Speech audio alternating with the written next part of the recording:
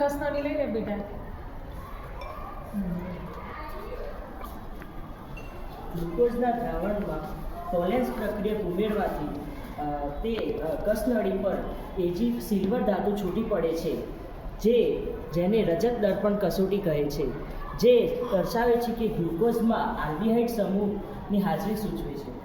ગ્લુકોઝના દ્રાવણમાં Tollens પ્રક્રિયક ઉમેરવાથી કસનળીમાં silver ધાતુ છૂટી પડેલી જોવા મળે છે, જેથી એક દર્પણ રચાય છે, જેને રજત દર્પણ કસોટી કહે છે.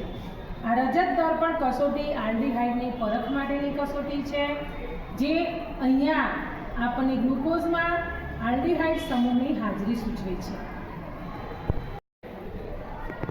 ગ્લુકોઝના દ્રાવણમાં ટોલેન્સ પ્રક્રિયક ઉમેરવાથી કસનળી પર સિલ્વર કલરની કણ જમા થાય છે, તેને રજત દર્પણ કસોટી કહે છે, જે ગ્લુકોઝના દ્રાવણમાં આલ્ડીહાઇડ સમૂહની હાજરી સૂચવે છે.